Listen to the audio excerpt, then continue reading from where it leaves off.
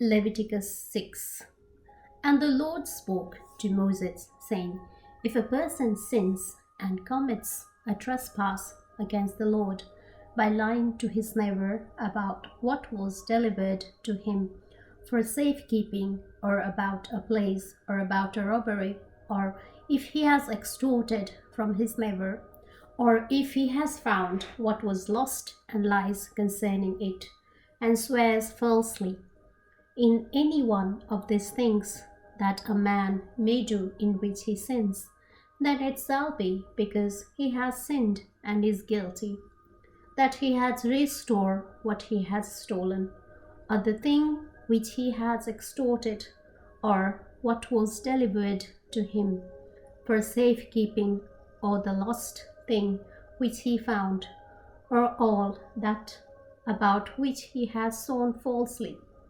He has restored its full value, add 1/5 more to it, and give it to whomever it belongs, on the day of his trespass offering, and he shall bring his trespass offering to the Lord, a ram without blemish from the flock, with your valuation as a trespass offering to the priest. So the priest shall make atonement for him before the Lord, and he shall be forgiven for any one of these things that he may have done in which he trespasses. The law of the burnt offering. Then the Lord spoke to Moses, saying, Command Aaron and his sons, saying, This is the law of the burnt offering. The burnt offering shall be on the hearth upon the altar all night until morning, and the fire of the altar shall be kept burning on it. And the priest shall put on his linen garment, and his linen trousers he shall put on his body, and take up the ashes of the burnt offering, which the fire has consumed on the altar, and he shall put them beside the altar. Then he shall take off his garments, put on other garments, and carry the ashes outside the camp to a clean place. And the fire on the altar shall be kept burning on it. It shall not be put out, and the priest shall burn wood on it every morning, and lay the burnt offering in order on it. And he shall burn on it the fat of the peace offerings. A fire shall always be burning on the altar, it shall never go out. The law of the grain offering. This is the law of the grain offering. The sons of Aaron shall offer it on the altar before the Lord. He shall take from it his handful of the fine flour of the grain offering, with its oil, and all the frankincense which is on the grain offering, and shall burn it on the altar for a sweet aroma, as a memorial to the Lord. And the remainder of it Aaron and his sons shall eat. With unleavened bread it shall be eaten in a holy place, in the court of the tabernacle of meeting they shall eat it. It shall not be baked with leaven. I have given it as their portion of my offerings, made by fire. It is most holy, like the sin offering and the trespass offering. All the males among the children of Aaron may eat it.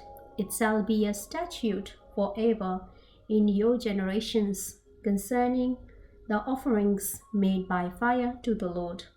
Everyone who touches them must be holy.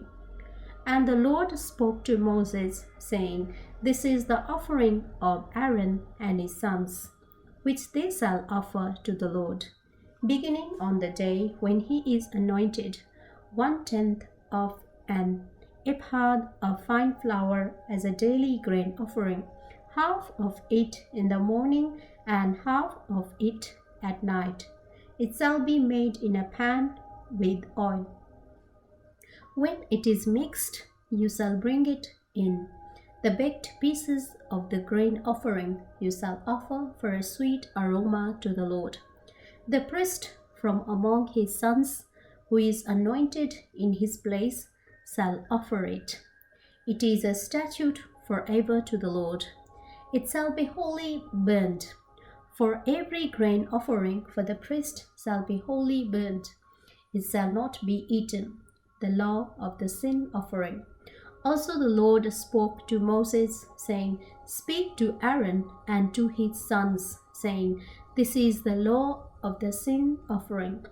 In the place where the burnt offering is killed, the sin offering shall be killed before the Lord. It is most holy. The priest who offers it in for sin shall eat it. In a holy place it shall be eaten in the court of the tabernacle of meeting.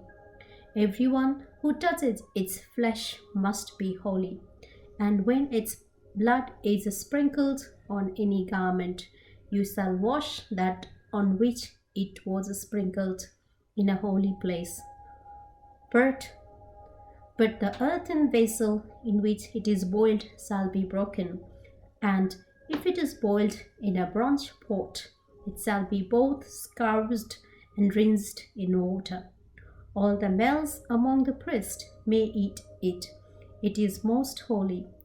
But no sin offering from which any of the blood is brought into the tabernacle of meeting to make atonement in the holy place shall be eaten. It shall be burned in the fire.